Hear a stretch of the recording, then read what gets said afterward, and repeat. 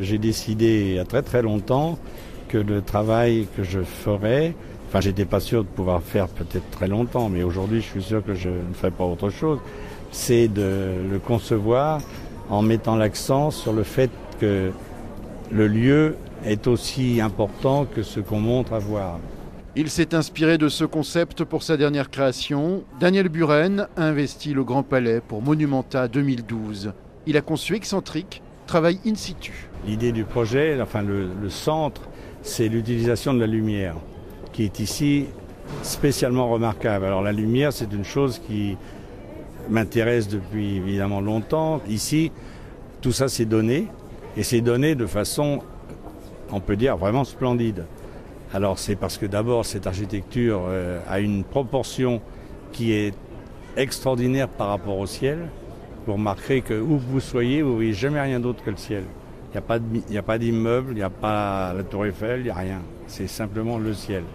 Et en plus, c'est le ciel de Paris qui est extraordinaire. Toute l'Île-de-France a un ciel très particulier. Donc on bénéficie de ça sans rien toucher.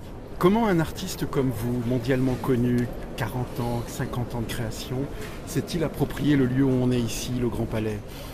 Alors d'abord, je ne me suis pas approprié, je l'ai emprunté pour un temps assez court. C'est 6 semaines d'exposition et le lieu, il reprend sa fonction, il reprend son allure architecturale, etc.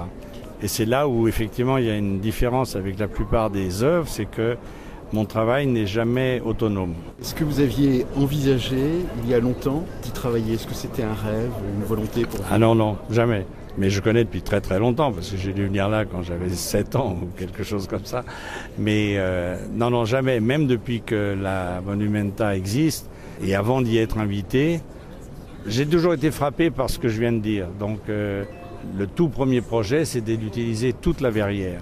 Et ça s'est avéré totalement impraticable pour des raisons de temps. On vous retrouve évidemment ici en connaissant ce que vous avez fait au Palais Royal. Est-ce que pour vous c'est une suite, c'est complémentaire ou bien c'est tout à fait autre chose ?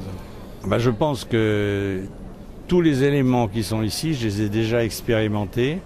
Et ce qui se passe à cause du lieu et à cause de la façon dont j'ai utilisé, pour moi c'est vraiment une pièce qui est complètement nouvelle, qui a finalement très peu à faire avec n'importe quoi d'autre que j'ai pu faire avant. Mais vous pouvez trouver plein d'éléments qui se trouvent dans d'autres travaux précédents. Ça, c'est aussi évident. Le jeu sur la couleur, la transparence, tout ça, ça fait 40 ans que je travaille avec ça. L'utilisation de piliers qui ont la taille de l'outil visuel à 8,7, j'ai déjà utilisé.